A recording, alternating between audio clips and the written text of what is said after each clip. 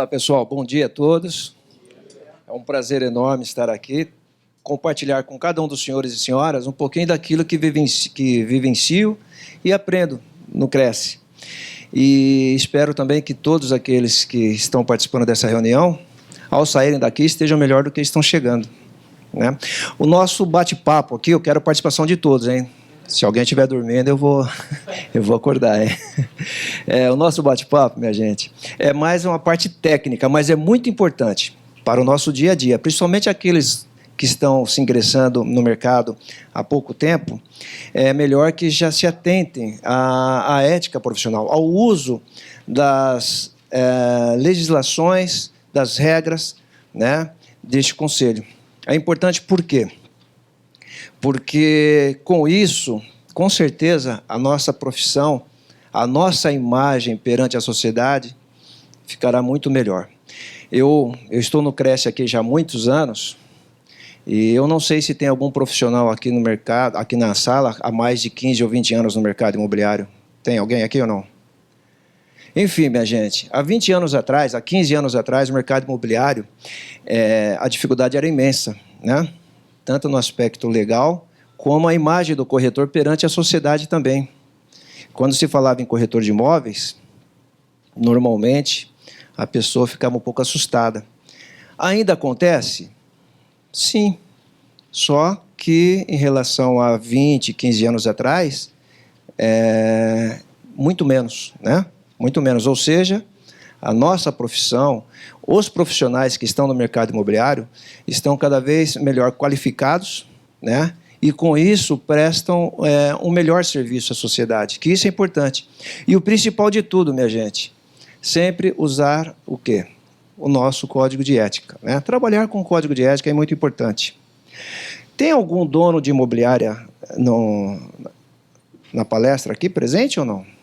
Não? Enfim, nosso tema vai abranger tanto aqueles que são proprietários de imobiliárias, como aqueles que prestam serviços ou que trabalham de freelance, né, como autônomo também. Código de ética profissional, concorrência desleal. É esse o nosso bate-papo. Vamos lá, aos tópicos que nós vamos falar. Autorização por escrito para intermediação imobiliária, remuneração de serviços. São pontos básicos, mas que no dia a dia, no nosso dia a dia, normalmente não são levados à risca, e é importante. Código de Defesa do Consumidor também. Resolução COFES 1065 de 2007. Essa resolução aqui, ela estabelece regras e normas para registro de nome abreviado e de nome fantasia por empresas no Conselho Regional. E eu vou explicar o porquê. Eu tenho certeza que muita gente não tem essas informações. Viu? E a Resolução 1127 de 2009, que ela estabelece regras para concessão de estágio. Aqueles que estão aqui recém-inscritos, com certeza, alguém, pelo menos na maioria dos casos, alguém concedeu estágio, ou seja, alguém assinou estágio para cada um dos senhores e senhoras. Não é isso? Bom, vamos lá então. Autorização por escrito para intermediação. Todos aqui, vamos ser sinceros, minha gente, todos aqui pedem autorização ao proprietário do imóvel quando ele vai propor a negociação de uma casa? Sim ou não? Recusam? Vamos lá, minha gente, fica à vontade, viu? Aqui é um bate-papo e é importante essa interação entre nós. Mais alguém? Pede? Não. É uma autorização. Há anos atrás, isso era impossível, né? Por conta da informática. Hoje não, hoje é possível. Tá certo? Então, há uma forma. Todas as características do imóvel, né? A identificação do profissional que vai trabalhar com aquele imóvel é importante, né? E os honorários a serem cobrados pelo profissional, né? Isso é muito importante. E eu vou explicar mais para frente o porquê é importante.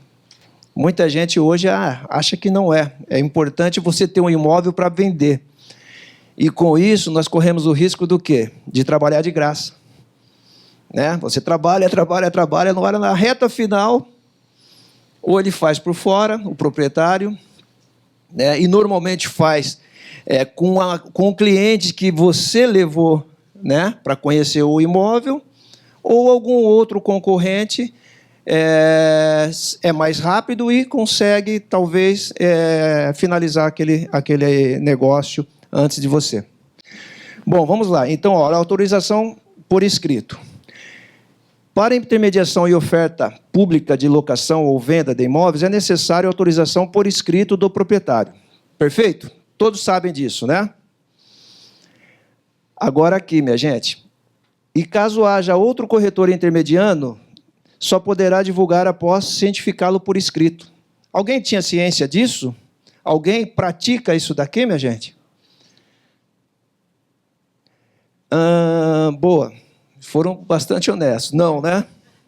Bacana, é isso daí. E é importante que vocês saibam disso. E eu vou explicar como é que isso funciona. Da maneira que está escrito aqui, alguém tem ideia? Interpretou como é que funciona isso aqui? Alguém quer fazer um comentário? E caso haja outro corretor intermediano, só poderá divulgar após cientificá-lo por escrito. Entenderam? Vamos lá.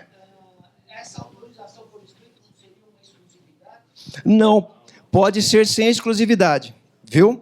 Se você conseguir com exclusividade, muito melhor, né? Você tem a exclusividade daquele produto. Mas a lei não estabelece que seja com exclusividade. Pode ser apenas uma autorização por escrito, né? E com isso, o proprietário pode passar o imóvel para venda em diversas imobiliárias. É por isso que se faz necessário, minha gente, a prática desses termos aqui da comunicação. E eu vou explicar para cada um dos senhores e senhoras, viu? Se você vai colocar uma placa no determinado imóvel que você está autorizado a vender, quando você chega ali naquele imóvel para colocar aquela determinada placa, já existe uma outra placa, né? Não, uma outra placa anunciando para venda. Ou seja, já tem colegas trabalhando também com este imóvel. Existe internet, jornal, né? Vários, mas aquela, na verdade, você vai ter assim, a informação. Primeiro, você pergunta para o proprietário: o senhor deixou esse imóvel em outra empresa, em outra imobiliária ou para outro corretor para que ele também faça a intermediação? Ele pode dizer que não e deixou. Perfeito. Se ele deixou e disser que sim, se você puder ter as informações, maravilha. Caso não tenha, o segundo passo seria a partir da visualização do anúncio de venda daquele determinado produto, daquele determinado imóvel. Mas eu vou entrar em detalhes aqui melhor para vocês, senhores e senhoras, entenderem o que quer dizer. Diga, meu amigo. Quem estaria irregular? Eu que coloquei a placa pela segunda opção do proprietário? Boa pergunta. Ou o primeiro corredor Tá. da placa dele? O senhor está perguntando. Aquela placa naquele corredor? Tá.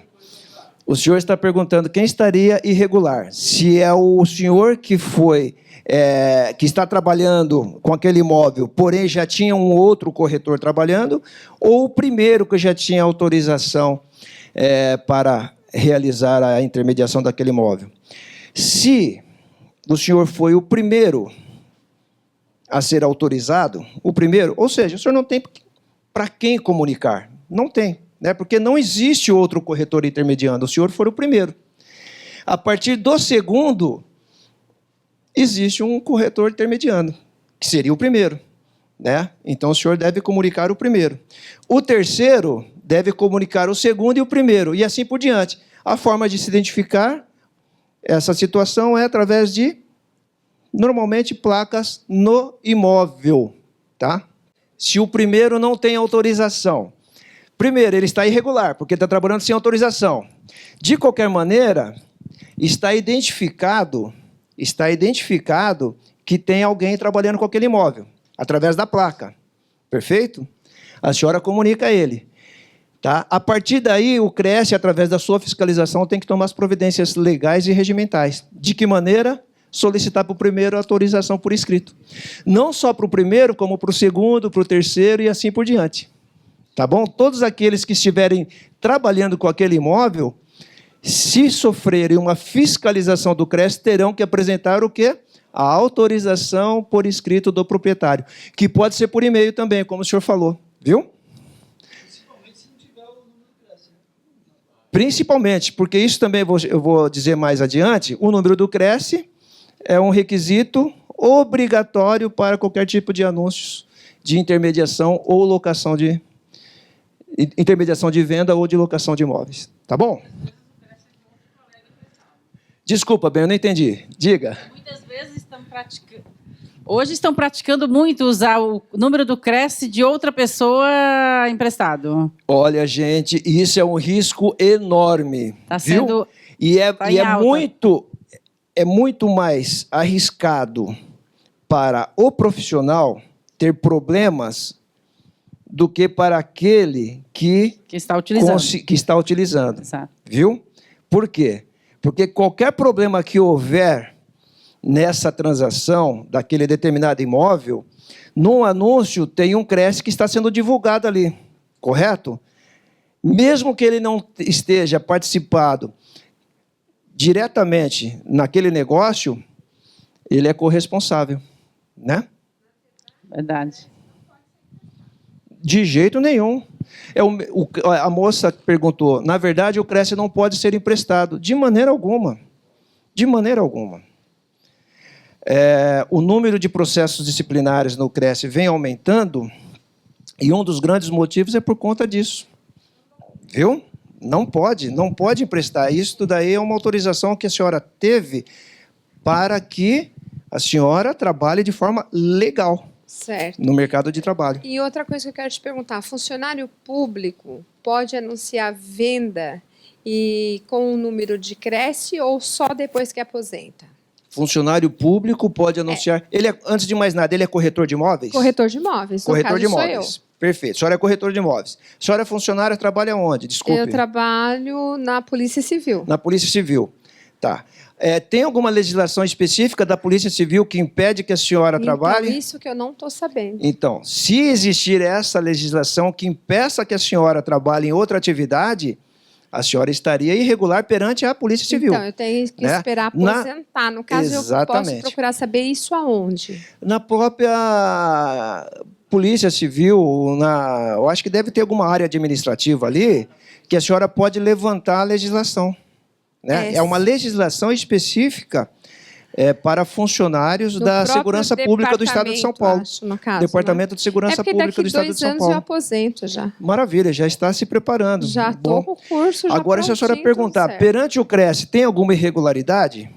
Perante o CRES, a lei não diz. A lei não diz. Tanto é que quando você for requerer a sua inscrição de pessoa física, entre diversos documentos que são solicitados, não tem algo específico em relação se você tem ou não uma outra atividade. Incompatível. Tá certo? Segundo o delegado, eu não posso assinar venda, me parece que é isso. Agora eu tenho que me informar melhor. É melhor a senhora se informar, ter esta cópia dessa legislação em mãos. Eu acredito que seja carga incompatível. Tá? Eu acredito que seja carga incompatível. Então, mas é melhor a senhora verificar junto à Secretaria, né? de Segurança Pública. No momento Tá? eu não estou exercendo, mas é bom a gente ter essa informação direitinho. Com certeza, né? Com certeza, é muito importante. Porque muito importante. Já que a gente está fazendo tudo certinho, a gente tem que continuar fazendo, não pode Parabéns. dar um passo errado. Que bom, né? que a senhora pensa dessa maneira, é isso mesmo. Isso mesmo. Parabéns, viu? Retornando ao assunto do nosso número de CRES de emprestar, ao risco, por exemplo, nós divulgamos em todo o material publicitário, e-mail, etiquetas, material impresso, etc. Se alguém pega esse número e usa para fazer um anúncio, o CRES oferece alguma proteção para a gente ou a gente vai ser processado sem ao menos souber que isso foi feito? Bom, a priori, subentende-se que você autorizou aquela pessoa a utilizar o seu número. A priori, tá certo? Mediante a investigação, a fiscalização do CRES, as apurações, tá? Se for constatado que a pessoa está utilizando ilegalmente, o problema é dela.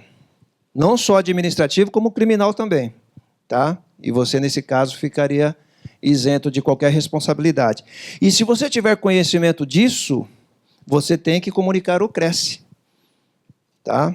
Antes de mais nada, comunicar o CRESSE para que tome as providências em relação a uma pessoa que está utilizando o seu registro ilegalmente. Se você puder repetir essa pergunta no final, eu tenho algo mais a acrescentar que vai ser muito importante. Tá bom, minha gente? Bom, vamos lá. Olha, em relação a anunciar publicamente proposta de transação que não esteja autorizado através de documento escrito. É aquele que nós estávamos falando. Artigo 38 do Decreto 81.871, inciso 4º. Quer dizer, está estabelecido em lei e no decreto. Agora, aquela segunda parte. A segunda parte que eu disse. Aceitar incumbência de transação que esteja entregue a outro corretor de imóveis, sem dar-lhe prévio conhecimento por escrito. Isso eu, nessas minhas palestras que faço, pouquíssimos corretores de imóveis e corretores, pouquíssimos profissionais, eles se atentam a essa situação. Aí eu pergunto, poxa, mas por que tudo isso? É para que nós tenhamos tranquilidade e proteção para exercer a nossa atividade. Para aqueles que estão iniciando agora, a melhor forma de conseguir ter garantias legais e segurança para poder realizar uma transação imobiliária é na captação. Vocês sabiam disso ou não? É na captação. Porque na captação, quando você está captando o imóvel, você tem a condição de passar para o seu cliente tudo aquilo que é estabelecido na legislação. O que é estabelecido na legislação? Primeiro, autorização, né? Segundo, honorários. Honorários. Alguém já teve problema aqui em receber comissão? Ou o dono de imóvel fala, poxa, o cara quer um desconto, a pessoa quer um desconto no imóvel. Olha, eu não vou dar um desconto, não, a não ser que você desconte na sua comissão. Alguém já vivenciou essa situação, não? É comum, não é? Ou seja, o primeiro a tomar o prejuízo é o corretor, né? Quando você está captando o imóvel, quando você está tratando com o proprietário o possível trabalho, a prestação de serviços para a venda daquele imóvel, o proprietário vai falar, poxa, você é bacana, trabalha mesmo, olha, o imóvel é bom, eu confio no seu trabalho. A partir do momento que você apresentou um cliente que está concluindo o negócio, já muda a história. O proprietário vai achar que você está ganhando dinheiro muito fácil. Poxa, você não trabalhou nada para isso? Vai ganhar 6%, 7% ou 8% em cima da venda do imóvel em 10, 15 dias? Poxa, eu não ganho isso em um ano. A história muda. E se vocês, os senhores e senhoras, tiverem um documento escrito na captação, estabelecendo regras, honorários, né? E, se possível, uma exclusividade, enfim, e também prestar um bom trabalho, lá no final, legalmente falando, nós estamos amparados por lei. E se a pessoa não pagar, nós temos base legal também para entrar na justiça, acionar. Tá bom, minha gente? Aqui, ó, remuneração. Eu acho que é uma das poucas profissões, honestamente falando, que é o inverso. A tabela de remuneração, ela diz que nós temos que cobrar para a venda de um determinado imóvel, para intermediar a venda de um imóvel, de 6% a 8%. Ou seja, nós somos obrigados a trabalhar em cima dessa tabela. Na prática, alguns profissionais, eles trabalham abaixo da tabela. Está dando um tiro no pé, minha gente. Não está valorizando o seu trabalho. Está descumprindo uma regra do Conselho Federal, que automaticamente os conselhos regionais fiscalizam.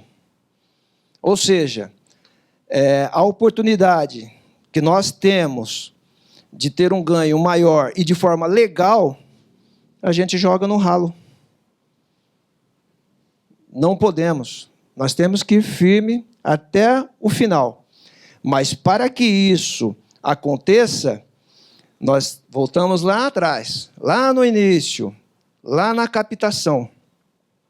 Quando eu captei o imóvel, obviamente, na autorização escrita, além de eu colocar todos os dados do imóvel, conforme o senhor comentou no início do nosso bate-papo, eu também informei os meus honorários, de acordo com a tabela aprovada pelo sindicato e sancionada pelo Conselho Regional.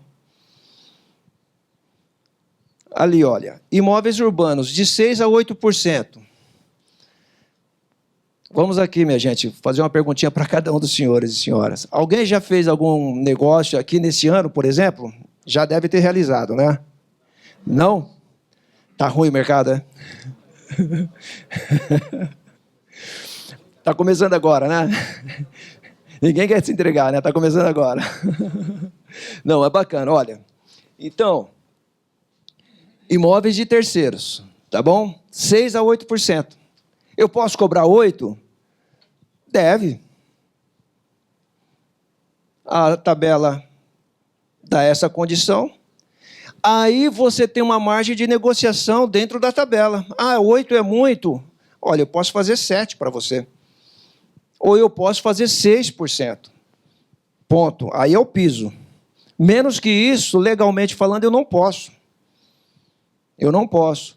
Além de eu estar prejudicando, diminuindo a condição de ter um rendimento maior e melhor, eu estou denegrindo a imagem da nossa profissão. Por quê? Corretor, na hora você aperta ali que ele faz por 3%. E ele vende e o proprietário fica feliz da vida, não tomou prejuízos e não valorizou o trabalho do corretor de imóveis.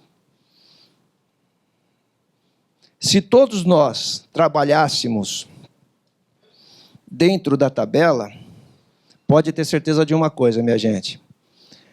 Seria muito melhor, porque de alguma forma nós iríamos reeducar os donos de imóveis que estão, entre aspas, mal acostumados em forçar junto às imobiliárias ou aos corretores de imóveis uma possível diminuição do percentual dos seus honorários. E isso é comum. E eu conheço corretores que não recuam, de forma alguma, não recuam mesmo, não recuam 0,5% sequer. Por quê? Porque ele teve garantias no ato da captação. Ele tem um documento escrito, assinado entre as partes, que dá essa condição dele cobrar 6%, 7% ou 8%, se for o caso. Imóveis rurais. Aqui na região de São Paulo, é raro, né, ser comercializado um imóvel rural. É mais para o interior afora aí. Mas pode ser de 6% a 10%. Imóveis industriais de 6% a 8%. Olha, minha gente, tem muito imóvel industrial aí na região de Campinas, para locação e venda, viu? E tem muita gente ganhando dinheiro com isso. Tem muita gente ganhando dinheiro com isso. E venda judicial, 5%. Bom, para passar essa parte aqui, olha, nota 1. Nas permutas, os honorários serão devidos para os respectivos proprietários a quem estes contrataram, calculados sob o valor de venda de cada imóvel. Né? É pouco usado isso, permuta, mas quando ocorrer, né, a comissão é devida de todos os imóveis que estão sendo envolvidos nessa transação. Nota 2, quando a transação envolver diversos imóveis, os honorários devidos pelos respectivos proprietários a quem esses contrataram, calculados sobre o valor de venda de cada um dos imóveis. Nota 3. Nos casos de vendas com transferência de financiamento, os honorários serão devidos sobre o total da transação. Aí eu tenho um imóvel financiado, eu paguei até agora 30 mil, eu quero os 30 mil de volta. Só que o saldo devedor do imóvel é 400. Eu só vou pagar comissão em cima dos 30 mil. Legalmente não pode. E se for em cima dos 400, não paga os 30 mil que ele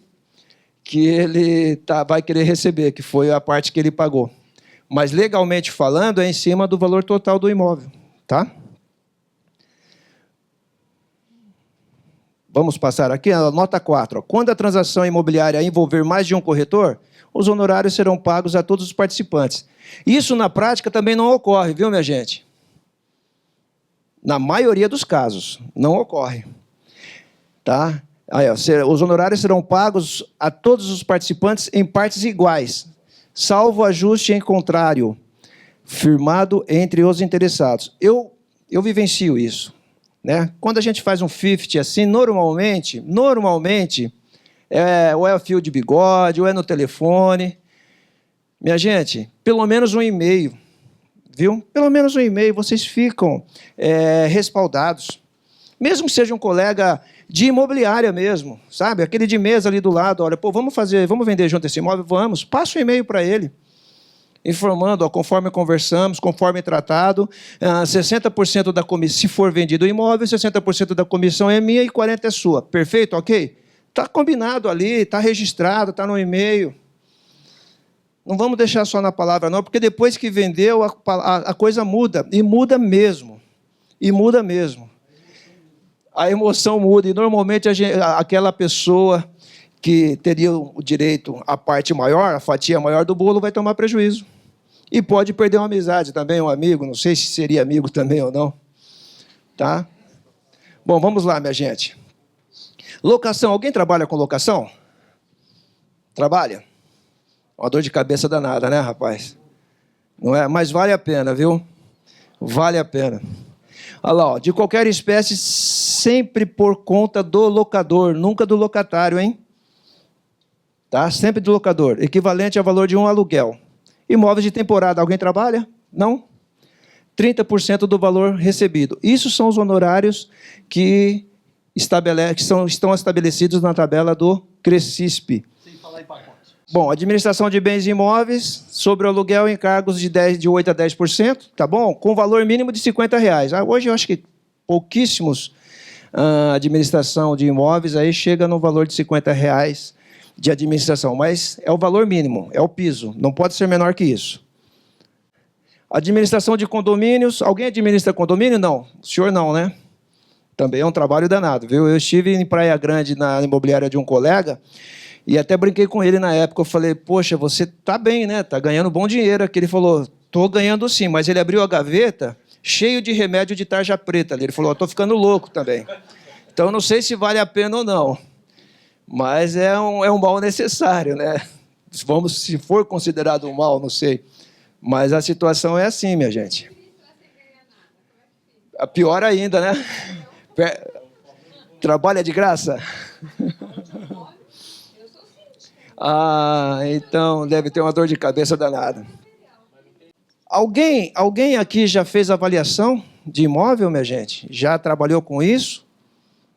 Não? O senhor já, né? É uma dica, viu? Vale a pena. Eu conheço corretores que hoje o foco é avaliação imobiliária. O segundo plano é intermediação, é vendas. E estão muito bem no mercado imobiliário em relação a isso. Bem antigamente, para os senhores e senhoras terem uma ideia como é que a nossa profissão vem evoluindo. Bem antigamente, o corretor falar em avaliação, nossa, não faz. Era coisa de engenheiro, né? Só que a perícia, né? Perícia do imóvel, da estrutura do imóvel. A avaliação comercial é corretor de imóveis que faz. E isso a gente vem conquistando, minha gente. Tá? Aqueles que estão se ingressando agora no mercado imobiliário, o CRECI oferece um curso gratuito e muito importante para todos nós profissionais. É o PROES. Ele capacita os senhores e senhoras a realizarem avaliações de imóveis nos moldes da BNT. Muito bacana, um trabalho muito legal. Enfim, todos os senhores e senhoras terão condições de oferecer o melhor trabalho ao seu cliente. E o melhor de tudo, podem receber por isso. Aqui, ó. Mas o senhor tem mais uma opção de oferecer um bom trabalho ao seu cliente. Isso que importa. Né?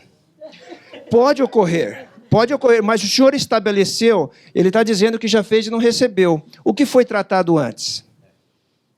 O que foi tratado antes entre as partes? Pode ser. Pode ser. Na verdade, se a pessoa for deixar o imóvel para que o senhor realize a intermediação dele com exclusividade, poxa, oferece essa avaliação de forma gratuita, condicionada à comissão da venda e à exclusividade. Né? É interessante, todos nós temos essas informações para que possamos prestar um melhor trabalho aos nossos clientes.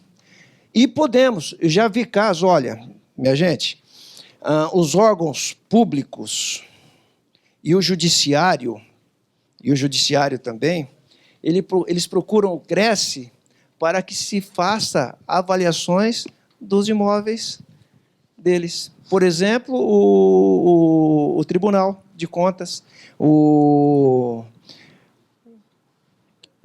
Ministério do Trabalho, enfim, diversos órgãos já procuraram o CRESSE para que sejam realizadas as avaliações dos imóveis deles.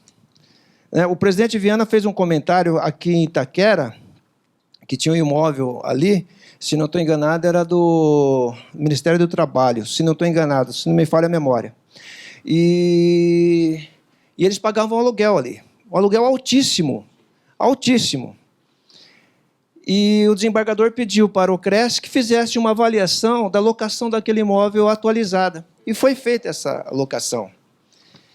E chegou à conclusão de que o aluguel que estava sendo pago ali era 3 vezes mais do que valia. Ou seja, ao invés de reajustar o aluguel, foi proposto ao proprietário o seguinte: olha, se você quiser que nós permanecemos aqui, você faz favor, diminua o valor. E isso, minha gente, eleva o nosso conceito perante os órgãos públicos, principalmente perante o judiciário, que é muito importante também. Eles vão enxergar nós, profissionais, com bons olhos, né? Com pessoas sérias, idôneas e capacitadas. O senhor Antônio está dizendo que não faz 30 dias que foi formada uma parceria com o Tribunal de Justiça. Exatamente. Então, percebam, senhores e senhoras, que nós estamos, de alguma forma, evoluindo profissionalmente dentro do mercado de trabalho. Né? Muita gente procura o CRESSE, procura os corretores para que sejam resolvidas algumas situações que eles não conseguiram resolver em outra esfera. Vamos lá, vamos mudar aqui. Olha, empreendimentos imobiliários, venda de empreendimentos de 4% a 6% e assim por diante. Loteamentos, alguém já trabalhou com loteamentos? Não, né? Porque todos são prestadores de serviços de imobiliárias, no caso. Né? Mas se foram aprovados e registrados, 6% a 8% e assim por diante. Tá bom? Vamos falar um pouquinho sobre o Código de Defesa do Consumidor, que está ligado também à nossa profissão? Está ligado também à nossa profissão e eu vou dizer o porquê. O artigo 4º. Deixa eu voltar aqui. Código de Defesa do Consumidor. Foi criado pela Lei 8.078, de 11 de setembro de 1990. Lei 8.078, de 11 de setembro de 1990. Tá certo? O artigo 4º. A Política Nacional das Relações de Consumo tem por objetivo o atendimento das necessidades dos consumidores. Tá? A melhoria da sua qualidade de vida, bem como a transparência e harmonia das relações de consumo. Isso é que estabelece o artigo 4º do Código de Defesa do Consumidor. O inciso 6º. Coibição e repressão eficientes de todos os abusos praticados no mercado de consumo, inclusive a concorrência desleal, tá? Que é o nosso tema, e utilização indevida de inventos e criações industriais das marcas e nomes comerciais e signos distintos. Alguém tem ideia disso? Olha, eu vou repetir. Criações, inventos, vamos começar. Inventos de criações das marcas e nomes comerciais. O que significa isso? Eu vou explicar o que significa isso. Alguém trabalha aqui no mercado imobiliário estabelecido, um escritório, um ponto de venda ali como autônomo? Tem alguém aqui presente? O senhor? Qual é o nome que o senhor utiliza na fachada da sua imobiliária? Como? Contil. Contil Imóveis, Imobiliária Contil. E o senhor? Ah, o senhor trabalha para a Valentina Caram. Perfeito. O senhor não, o senhor está estabelecido, tem um escritório próprio. Ah, na Contil. Ah, tá bom. Então, vamos aqui no mundo de faz de conta. Vamos supor que o senhor é profissional autônomo, não tem pessoa jurídica, tá? Regularmente, não tem um CNPJ, porém tem um ponto ali que trabalha. Olha, isso daqui é minha imobiliária. Tá? É um nome fictício. O senhor é o senhor José, vamos supor. O senhor José tem aqui um ponto de vendas, imobiliária dele. E ele vai colocar ali São Paulo Imóveis. Tá? São Paulo Imóveis. É o nome, é a marca que ele usa para fazer a divulgação publicitária dele. São Paulo Imóveis. Isto está correto, minha gente? Perante o novo Código Civil, não está correto. Que é inventos e criações industriais das marcas. Ele inventou uma marca, porque essa marca legalmente não existe. Não existe. Eu vou dizer o porquê não existe. Porque ele é pessoa física. Pessoa física não tem São Paulo Imóveis. Teria que ser o quê? O nome dele. O nome dele. Ocorre que alguns profissionais ainda utilizam esses inventos e criações como pessoa física. E isto está em desacordo com o novo Código Civil e com a resolução do COFES também, que eu vou explicar a seguir. Aqui, ó, Resolução COFES 1065 de 2007. Ela estabelece regras para a utilização de nome abreviado por pessoa física e de fantasia por empresários e pessoas jurídicas, assim como o tamanho mínimo de impressão do número do CRESSE em divulgações publicitárias. Isso daqui, minha gente, justamente foi criado para atender o Código de Defesa do Consumidor, viu? E eu vou explicar qual é a forma que pode ser utilizado por pessoa física o nome abreviado ou o nome extenso, e aqueles que têm pessoa jurídica, o nome fantasia. Aqui, olha, o artigo 2. A utilização pública de nome por extenso ou nome abreviado por pessoa física regularmente no CRESSE poderá dar-se desde que seguido da expressão profissional liberal ou corretor de imóveis. Então, vamos supor, você tem um escritório, tá? Estabelecido, bacana, você tem um site próprio, né? Na fachada do seu escritório ali tem um nome fantasia. Só que você não é pessoa jurídica constituída legalmente, você é pessoa física. Tá? Qual é o seu nome? Daniela, tá? Daniela do quê? Desculpa. Daniela Cruz. Né? Então, a Daniela Cruz, ela está estabelecida, né? Tem um escritório próprio, tem um site próprio, só que ela utiliza uma marca. Eu vou inventar uma marca aqui, tá bom, Daniela? Pode ser? Vamos repetir, São Paulo Imóveis. Tá? Então, a Daniela, na imobiliária dela, ela utiliza ali São Paulo Imóveis. Ela está em desconformidade ao que estabelece essa resolução. Na verdade, a Daniela teria que fazer o quê?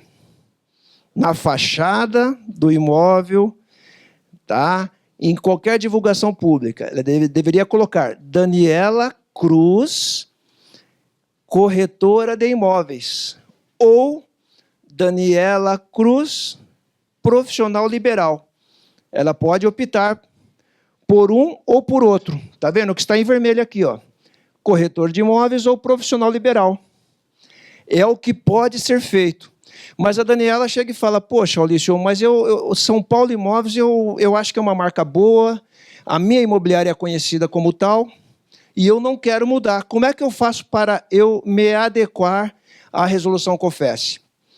Através da constituição de uma pessoa jurídica, aí ela vai dizer, poxa, mas eu vou constituir uma pessoa jurídica, é muito caro, não é interessante, o que eu posso fazer? Ela pode requerer o registro como empresário individual, viu, Daniela? Empresário individual. O registro como empresário individual pode ser feito na junta comercial, a razão social da empresa é o seu nome, É uma ME, exatamente, empresário individual. A razão social é o seu nome e você vai ter a opção de utilização de um nome fantasia. Esse nome fantasia você iria colocar São Paulo Imóveis. Aí você teria um CNPJ, tá? Legalmente falando, você tem um nome fantasia, São Paulo Imóveis, registrado, né? E, consequentemente, esse registro também teria que ser realizado no CRESSE.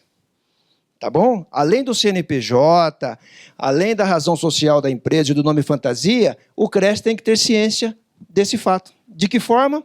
Através de um registro.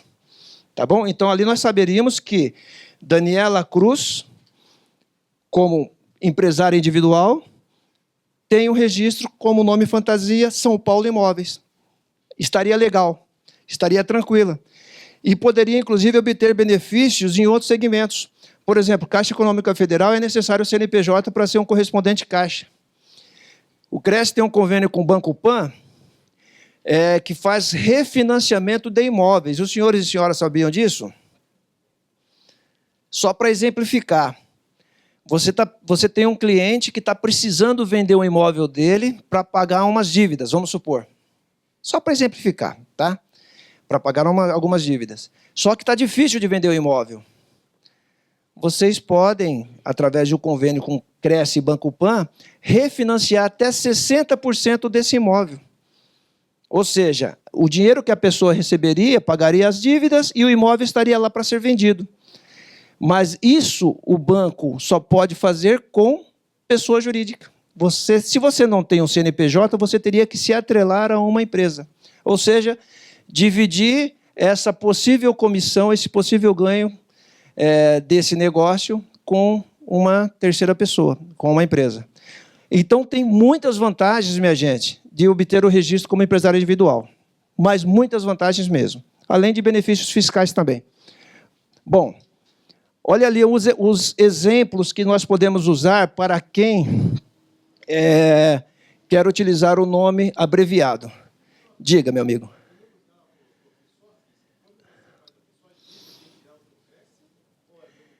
Não, aí eu obteria um CRESSE jurídico, mas como empresário individual,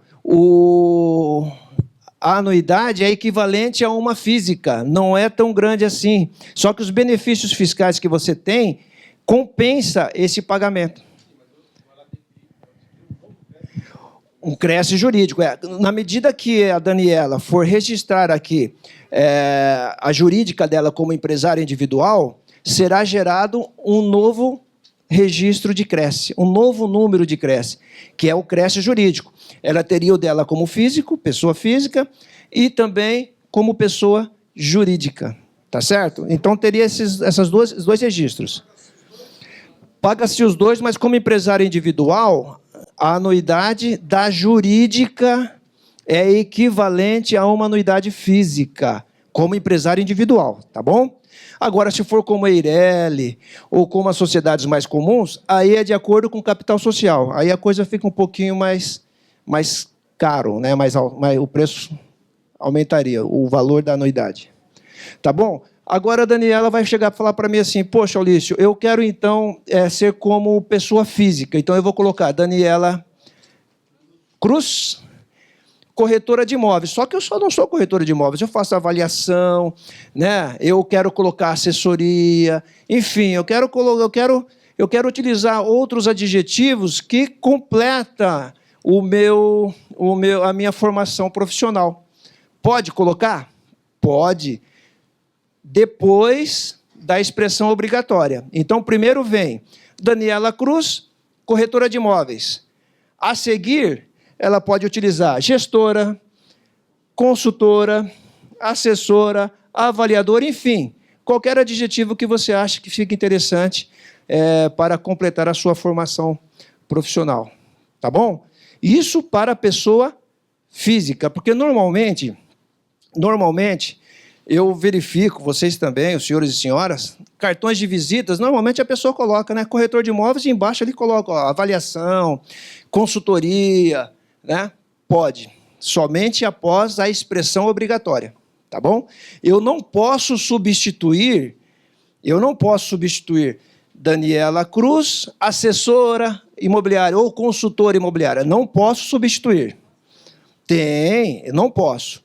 Eu tenho que acrescentar, tá? Então, a Daniela Cruz, corretora de imóveis, a seguir, consultoria imobiliária e assim por diante. E uma outra situação mais para frente que eu vou dizer, o número do Cresce é obrigatório, tá bom? Isso daí é o beabá diário nosso. Não podemos deixar de inserir o número do registro do Cresce, tá bom? Os dois... Não.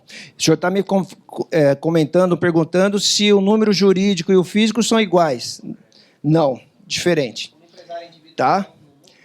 Muda. Como empresário individual, se você obter um registro aqui no Cresce, é um determinado número. É totalmente diferente do seu pessoa física. Tá? Só para os senhores e senhoras terem uma ideia, os registros mais recentes estão em torno de 160 mil aproximadamente, né? É isso daí, né?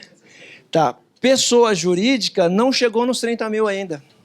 Entendeu? Então, quer dizer, a diferença é muito grande. Foge muito, né? Sim. Agora, a tendência, minha gente, de aumentar o número de registros jurídicos no Cresce é por duas situações, a Zeireles e o Simples também nacional. Tá bom? Bom, vamos pular então? Olha lá, ó, a expressão obrigatória que alude esse artigo é aquilo que eu tinha dito, né? Ó, profissional liberal ou corretor de imóveis. Isto é obrigatório, tá bom? Posso pular aqui? Vamos lá. Aqui, minha gente. Quem deixar de utilizar estaria infringindo o artigo 3º da resolução COFES. Fica vedada a utilização pública de nome fantasia pela pessoa física, que poderá, no entanto, ser autorizado ao corretor de imóveis que se inscrever como empresário individual. Aquilo que eu já tinha dito, que eu adiantei o assunto aqui, tá bom? Agora, o registro prévio. Eu quero registrar o meu nome fantasia no Cresce. São Paulo Imóveis, da Daniela, vamos supor. Eu quero fazer um registro desse nome aqui no Cresce, nome fantasia. Eu vou conseguir? Vou sim. Desde que não exista um outro igual ou semelhante. Então, eu sugiro que sejam assim, eu tenho a intenção de fazer, que faça rápido, né? Que faça rápido, ou que seja criativo, né? Olha lá, ó. Nenhum nome abreviado ou nome fantasia será registrado no Cresce se de seus registros já constar outro igual ou com semelhança. Isto pode ocorrer, viu, minha gente? Por exemplo, eu quero registrar meu nome abreviado. Meu nome é José da Silva, é quase comum, né? José da Silva. Aí eu venho aqui no Cresce, eu quero registrar meu nome aqui, o nome abreviado, José da Silva, José, né? Porque não dá para abreviar mais que isso. José, corretor de imóveis. Ele vai conseguir? Com certeza não, que já deve ter o registro de algum José aí. Tá? Como é que é? Desculpa, não entendi.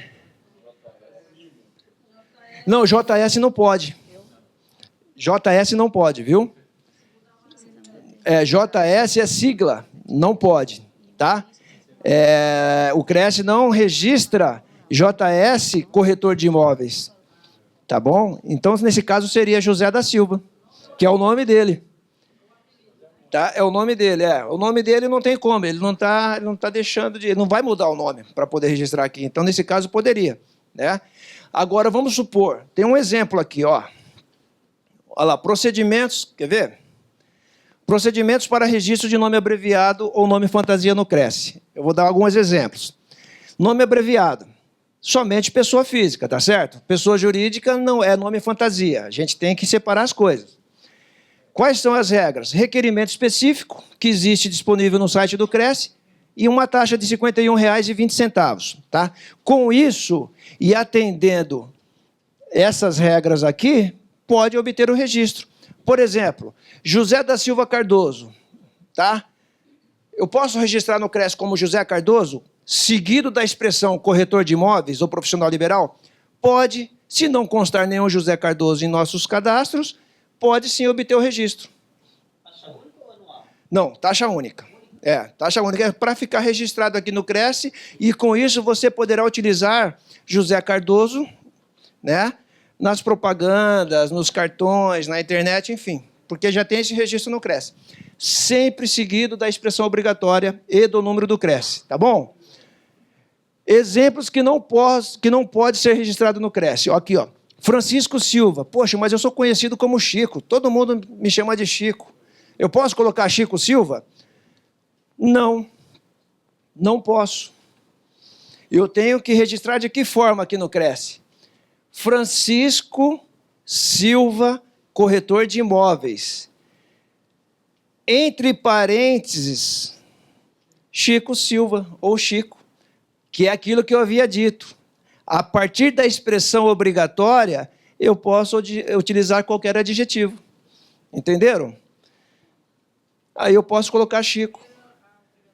Primeira obrigatória. A partir daí, entre parênteses ou entre aspas, enfim, Chico, Zé, sapateiro, enfim, eu posso utilizar aquilo que melhor convenier para que todos reconheçam a minha atividade, que façam uma referência.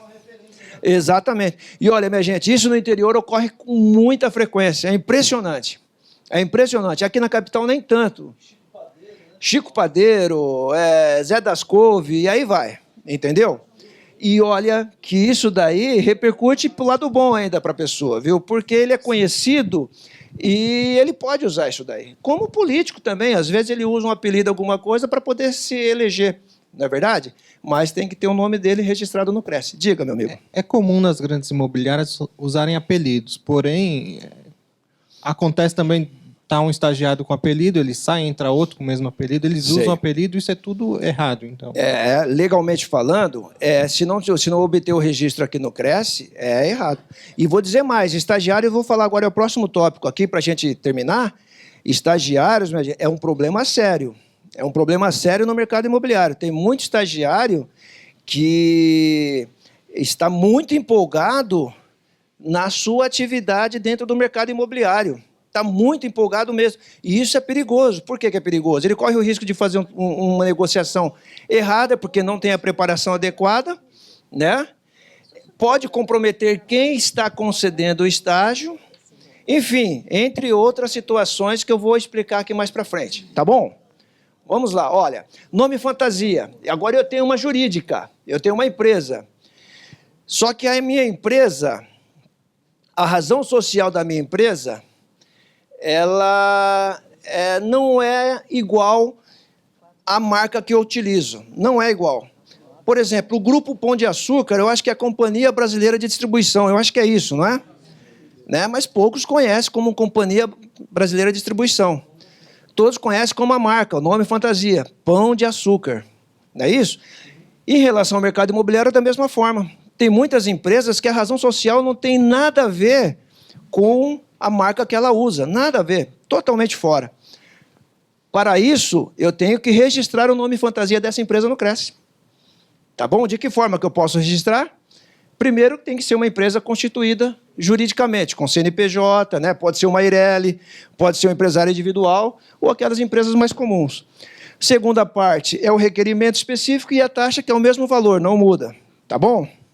Com isso, eu posso obter o registro aqui no Cresce de nome fantasia por pessoa jurídica. Muita gente confunde. Sabe? Eu quero registrar o nome fantasia, só que eu sou pessoa física, não posso. Não vai conseguir, somente como pessoa jurídica, através de registro, por exemplo, de empresário individual. Tá bom? Para finalizar, esse último tópico nosso aqui, olha, Resolução 1127 de 2009, ela estabelece regras sobre regulamentação de estágios nos conselhos regionais. É aquilo que nós já havíamos comentado. Você falou que tem estagiários e tal que usa codinome em plantões e tal, né? Como corretores também. Para utilizar um apelido, aquilo não pode fugir dessa regra. Não pode fugir. Se fugir e a fiscalização ter conhecimento, a pessoa vai sofrer as sanções legais e regimentais. Viu? Vamos lá? Eu estou na frente do senhor. Olha aqui, ó. O artigo 1º da resolução, minha gente, diz o seguinte: ó, os conselhos regionais de corretores de imóveis promoverão o registro de estágio obrigatório e de estágio profissionalizante opcional de estudantes regularmente matriculados e com frequência efetiva nos cursos técnicos de transações imobiliárias. Tem aqui alguns colegas que são recém-inscritos, não é isso? Obtiveram um registro de estágio no Cresce. Então, agora eu vou dar uma dica para vocês, viu? É por isso que eu estou entrando nesse tema aqui também. Muito provavelmente, creio eu que os senhores e senhoras não ocasionaram nenhum problema para os concedentes de estágio, né? Ou seja, para os corretores que lhe concederam o estágio. Mas é um risco enorme. Quem trabalha em grande imobiliária aqui? O senhor trabalha na Valentina, Lopes, Learte, Lopes. Seller. Tá. Agora, pode correr o risco, por exemplo, você da Lopes é um profissional habilitado, né? A Lopes, ela precisa de um giro de pessoas ali e o primeiro passo que deve ser feito, o que é? Colocar aquela pessoa que está se ingressando como estudante estagiário.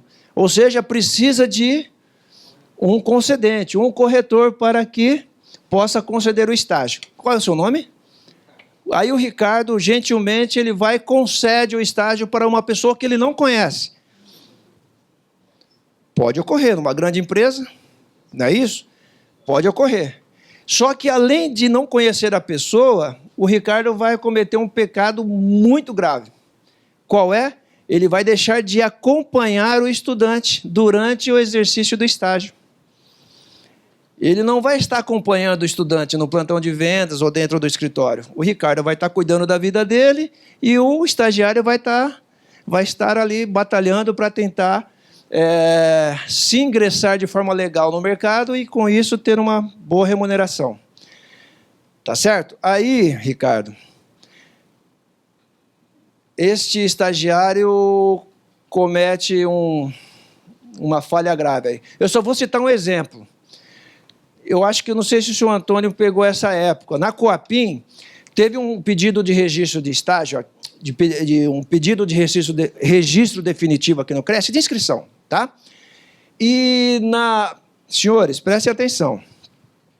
Na documentação apresentada, este requerente estava respondendo por um processo crime. Estava respondendo.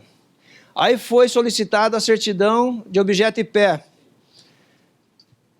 Sabe qual foi o crime que ele cometeu? Ele se apropriou de um cheque de um cliente no plantão de vendas. Ou seja, imagine os senhores e senhoras a dor de cabeça que ele arrumou para o concedente do estágio. Aí os senhores me perguntam, ele conseguiu obter o registro aqui? Não. Não conseguiu. Agora, imagine o corretor que assinou o estágio, o problema que ele arrumou para ele. E teve, não tem outra forma, teve. Porque perante a lei, o estagiário tem que ser a sombra do corretor. Tá? Olha, mas eu no seu lugar, se eu sou corretor de imóveis, eu assino, tranquilamente, eu assino o estágio para alguém. Só que eu vou assinar e vou acompanhar aquele estudante. Eu vou acompanhá-lo. Tá? Eu não vou deixar de acompanhá-lo, de passar para ele todas as regras, tá?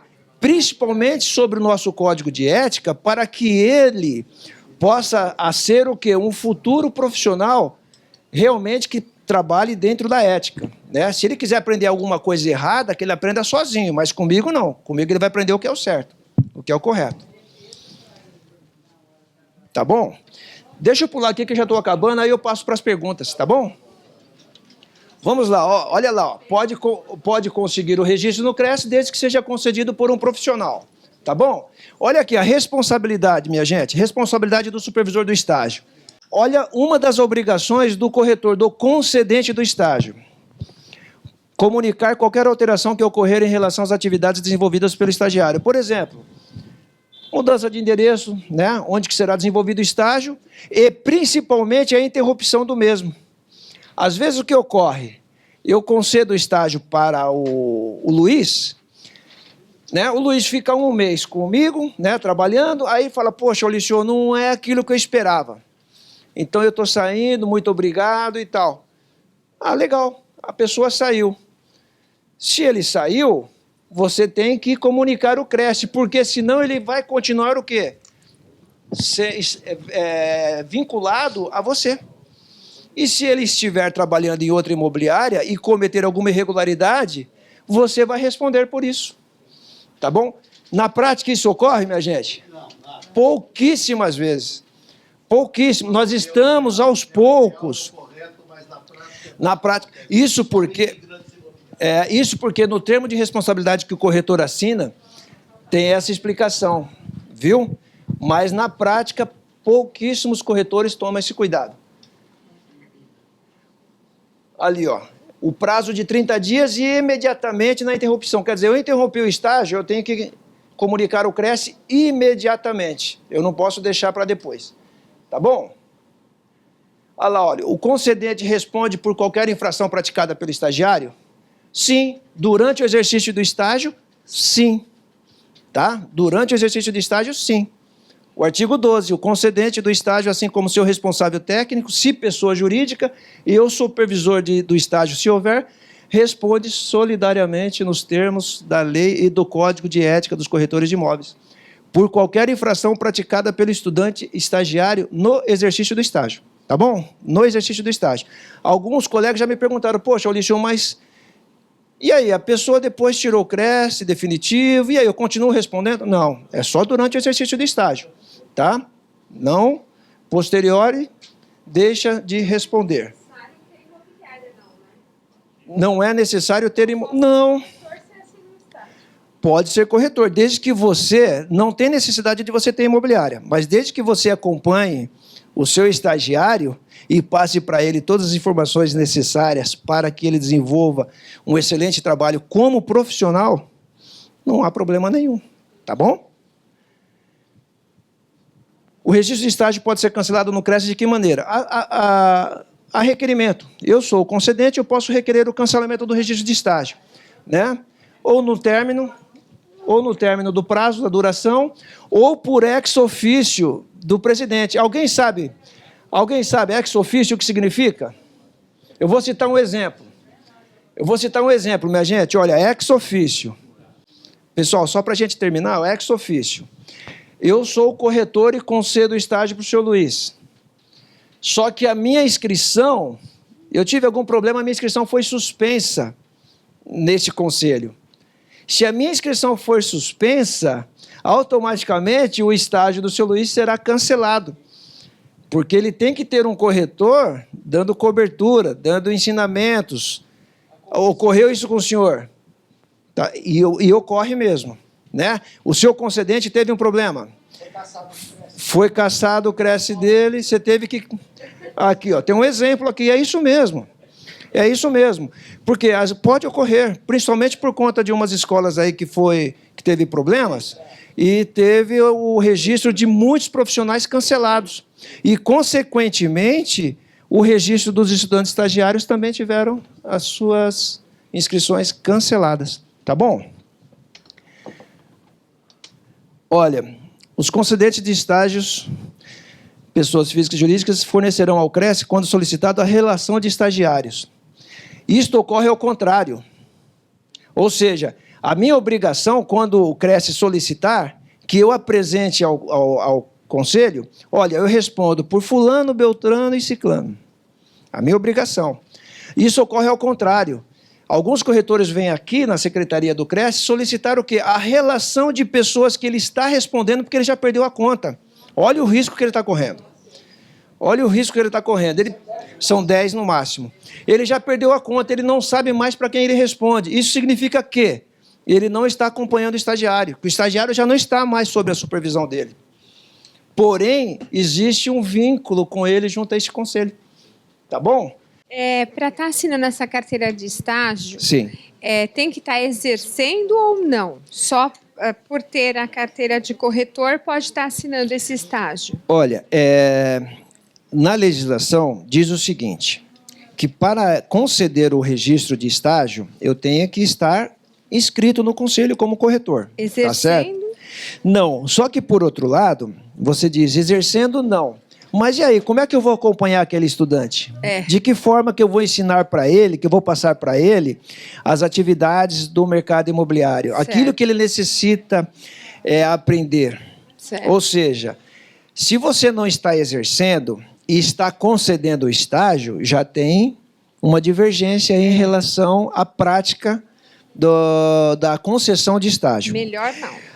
Segunda coisa, esse estudante ele vai ter que se ingressar no mercado como estagiário de alguma forma. Se você não está exercendo, muito provavelmente ele vai estar sob a supervisão de outra pessoa. Não é isso? Certo. O que seria o ideal nesse caso? Você nomear um supervisor para o estágio dele. Você pode fazer isso. Ah, tá. Tá? Então você concedeu e você nomeou um supervisor para aquele estudante estagiário. Tá? Aquele supervisor deve acompanhá-lo durante o exercício do estágio.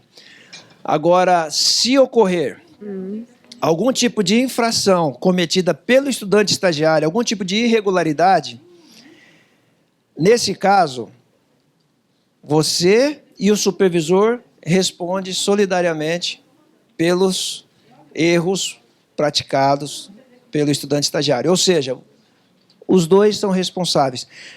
Particularmente, que é uma opinião minha sincera e honesta, Sim, se você conceder o registro de estágio para alguém, acompanhe. melhor coisa. Olho no olho. Não deixe ele fugir daquilo que você costuma fazer no seu dia a Só dia. mais uma. O captador de imóveis, ele precisa ter a carteirinha do Cresce? Precisa. Precisa, né? Captação de imóveis, gente. Olha lá, é interessante Tá. saber isso. Captador de imóveis. Às vezes eu estou numa determinada imobiliária, né? Aí o dono da imobiliária, ou melhor, eu quero trabalhar, eu quero me ingressar no mercado imobiliário, e o dono da imobiliária pode dizer, não, você começa aqui como captador, e captador não tem a necessidade de registro no Cresce. Errado. Tem sim. A captação de imóveis faz parte do rol de atividades do profissional, do corretor de imóveis, tá? Então é necessário sim um registro, tá certo, bom? então. Muito obrigada. Nada. Quem levantou a mão? Algum colega levantou a mão?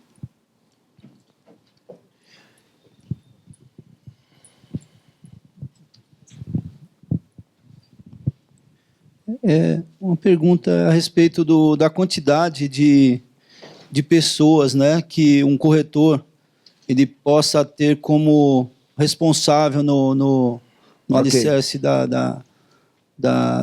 do estágio, né? Perfeito. Poderia o Cresce a estabelecer uma norma, né, de até alerta, né, para que não haja futuros problemas tanto quanto para o corretor, né, quanto para a sociedade, né, porque a sociedade também e o Cresce também fere a imagem também, né? Perfeito. O nome do senhor é? José Roberto. Senhor José Roberto, só para o senhor ter mais ou menos, isso serve para todos também. A resolução COFES 1127, ela estabelece o quê? Que o tempo de registro de estágio é de 12 meses, prorrogáveis por igual período. Ou seja, eu posso ficar 1 ano e posso prorrogar esse estágio por mais 1 ano. Tá? Isso na resolução. Através de um ato presidencial, aqui de São Paulo, através do nosso presidente José Augusto Viana, ele diminuiu esse prazo para 6 meses. E podendo ser prorrogado por mais 6 meses. O porquê disso daí? Porque na prática, minha gente, na prática, tinha muito estudante que esgotava os 2 anos, ficava no mercado imobiliário, não é isso? E alguns ainda, de alguma forma, faziam a coisa correta, de acordo com o que estabelece a legislação. Mas outros não. Outros já se titulava corretor de imóveis. Só para senhores e senhoras terem uma ideia, antigamente o Cresce, na carteira de estagiário, vinha a identificação de um número de registro, o número de registro de estágio. Eu acho que algum corretor aqui mais antigo não chegou a pegar isso daí, não, talvez não. Mas antigamente tinha o número do registro de estágio. Pasmem, muitos estagiários, muitos estudantes utilizavam aquilo como registro profissional. Cresce, não é. Não é. Alguém disse aqui para mim, poxa, mas se alguém usar o meu número de Cresce irregularmente, o que eu devo fazer? Ocorria muito esse tipo de situação. Por quê? Porque o número de registro de estágio, às vezes, coincidia com o número de registro profissional. E o estudante estagiário, ele, não sei se era mal intencionado ou não, ele entendia que aquele lá já era o número do Cresce dele.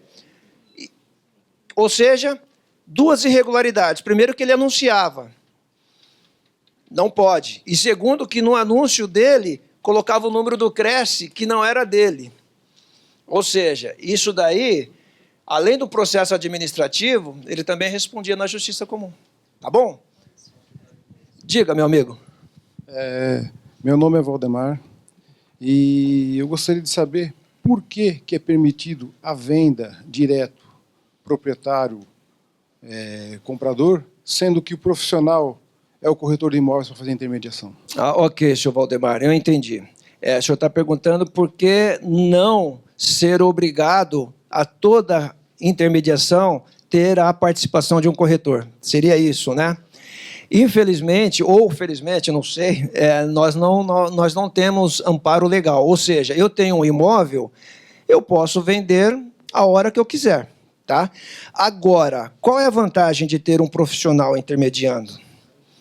Né? São diversas garantias. Primeiro, a assessoria que o profissional deve dar às partes. Tá? Eu tenho um imóvel, posso achar que ele vale X e, na verdade, ele vale Y. Ou seja, o profissional tem que ser honesto e dizer para ele, olha, o senhor pode vender o seu imóvel por um preço melhor. Né? Segundo, a documentação do imóvel para quem está comprando. O corretor tem que ter ciência disso, minha gente. Tem que fazer um levantamento de toda a situação da documentação daquele imóvel, para que na hora que seja vendido, ele possa dar garantias para quem está comprando. Né? Aquele sonho de comprar um imóvel não vire um pesadelo. Tá certo? E a terceira situação que isso está começando a gatinhar no mercado imobiliário, e com certeza com tempo muito curto aí, vai virar mais ou menos uma situação de praxe. O seguro de responsabilidade civil. Isso é importante. Né? Alguns corretores já estão migrando para isso. Eu quero ter um seguro de responsabilidade civil, ou seja, se houver algum problema na intermediação daquele imóvel, eu tenho o respaldo do seguro. O seguro vai cobrir os prejuízos. Isso é muito importante. E com isso, vai fazer com que, ao invés de ser realizado as vendas diretas, as pessoas deem preferência a realizar com um profissional. Né? Porque se houver algum prejuízo, o seguro vai cobrir. Né? Não vai ter problema futuro de o corretor ter que ter prejuízos e o seu trabalho ir por água abaixo. Tá bom? Mas alguém, a senhora queria fazer uma pergunta? Quem queria? Não, acho que estão contemplados. O senhor lá no fundo? Lá no fundo, só um minutinho.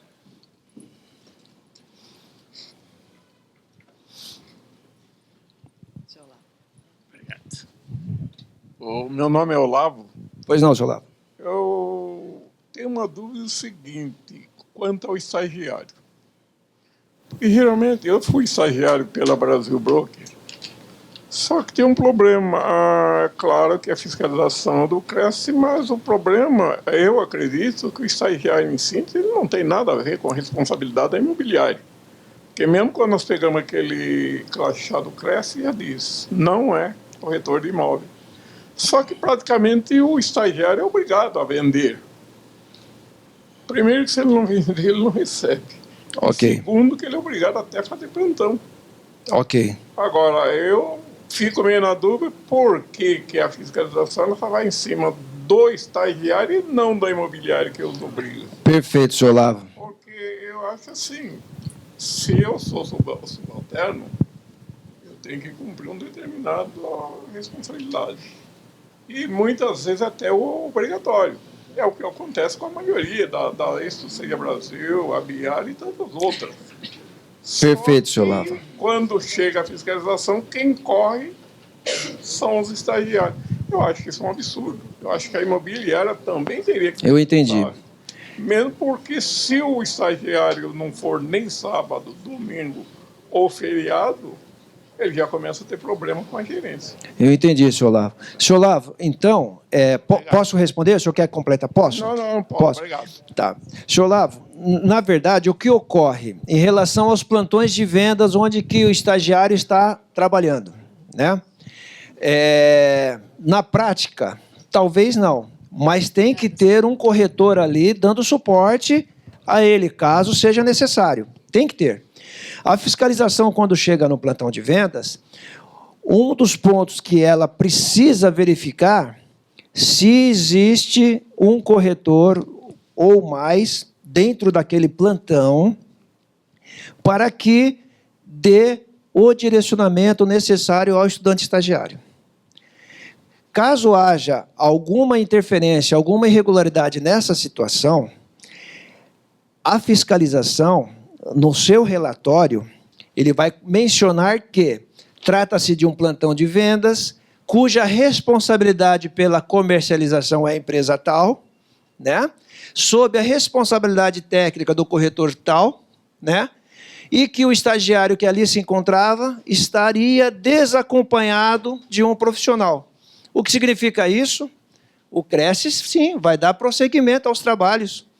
Vai se dirigir até a imobiliária para dar continuidade a esta fiscalização. E, muito provavelmente, vai gerar um processo disciplinar contra aquela empresa e contra o responsável técnico. Às vezes, dá a impressão ao estudante estagiário que só ele está sendo punido. Não, não é não. Quem está acompanhando o estágio, ou quem está concedendo, ou a empresa que é responsável pela comercialização daquele determinado empreendimento, ela vai responder também. Viu?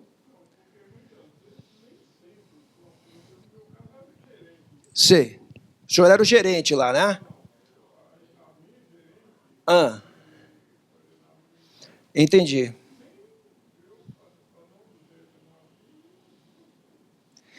Olha, senhor Olavo. O fiscal, a fiscalização. É verdade. Senhor...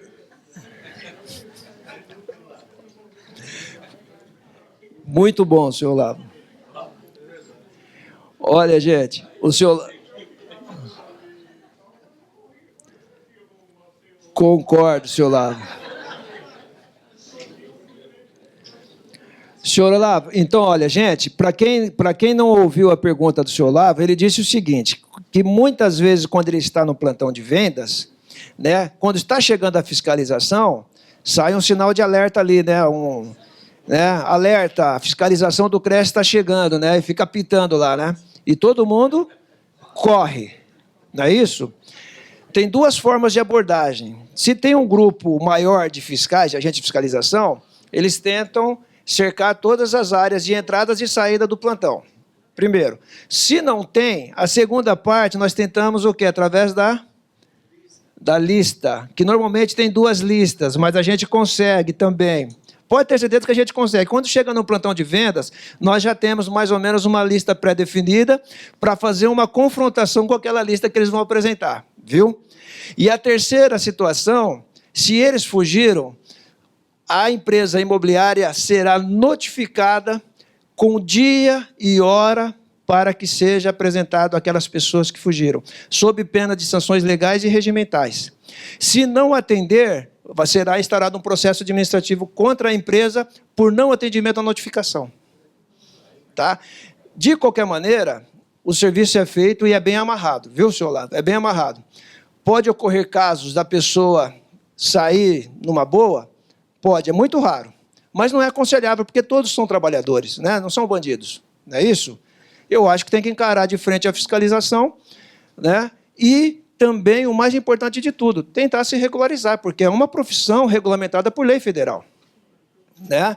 Corretor de imóveis não é vendedor de pão, não é vendedor de carro, né? Nós temos uma profissão que regulamentada por lei. Então, nós temos que seguir as regras e normas dessa legislação. Olha, senhor Olavo, normalmente, Normalmente, eu vou dizer uma coisa para vocês aqui. Normalmente, quando a fiscalização vai até um plantão de vendas, ela já tem muitas informações sobre aquele local, viu? E essas informações, normalmente, são passadas por próprios profissionais que se sentem lesados, né? Por estar trabalhando ali legalmente e dividindo, né? Aquele espaço com pessoas ilegais. Então, normalmente, o Cresce já tem ali todas as informações necessárias daquele plantão de vendas. Viu? Mais alguém? A senhora?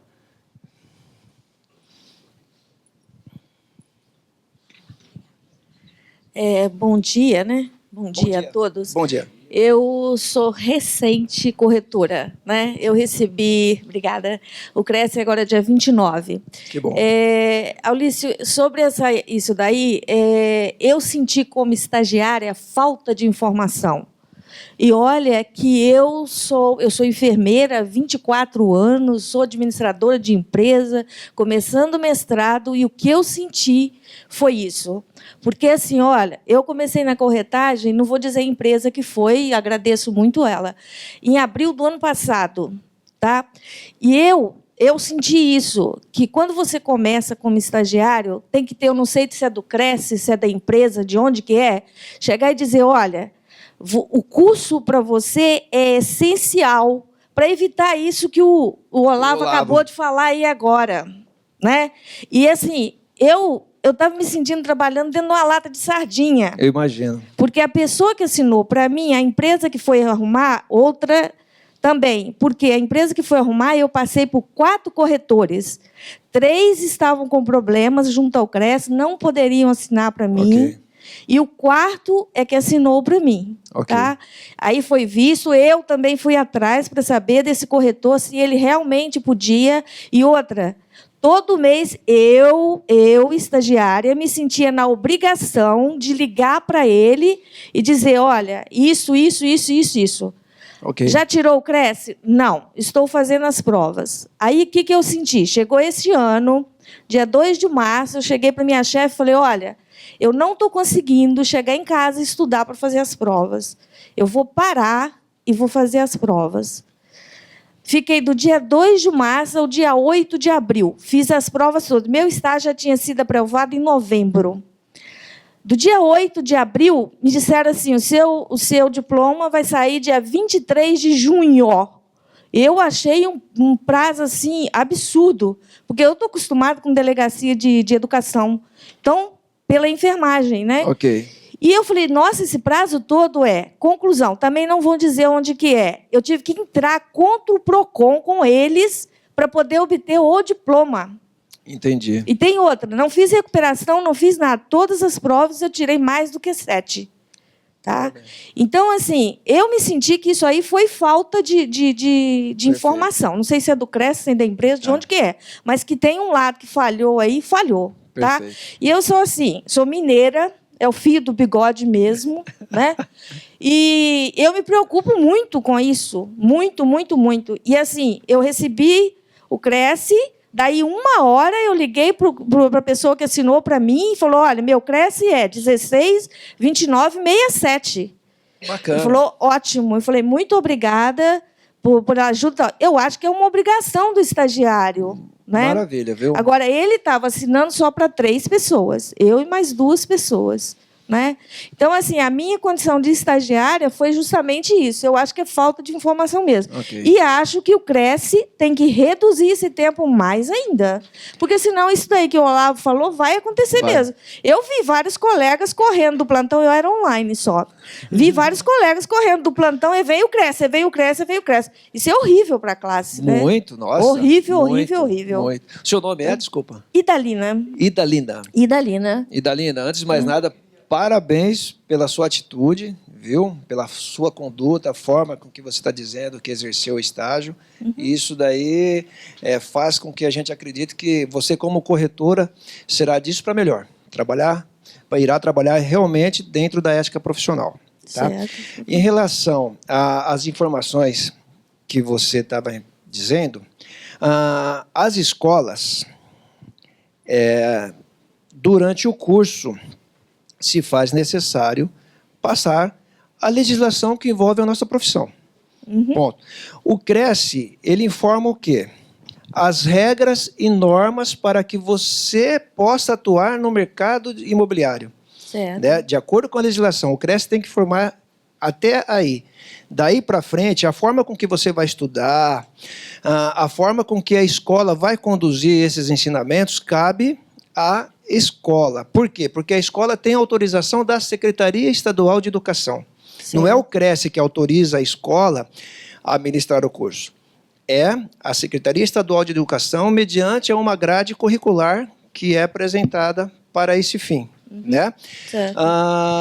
Em relação a outras informações quanto às atividades do estagiário no mercado imobiliário, passa também a ser responsabilidade de quem? Do concedente.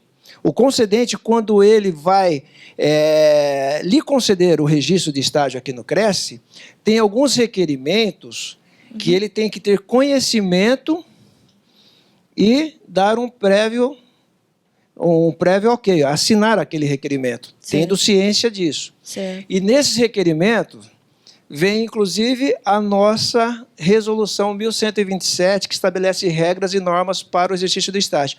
Essa resolução é curta e bem objetiva, Certo. e muito clara. Ali diz o que o estudante pode e, principalmente, aquilo que ele não pode.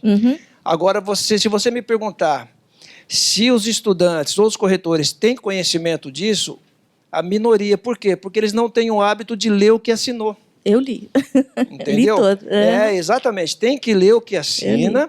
Né? O corretor tem que acompanhar, sim, o estudante estagiário para que ele possa sair melhor preparado e trabalhar de uma forma assim, bastante correta no mercado imobiliário. Certo. Tá bom? Obrigada, tá? Tchau.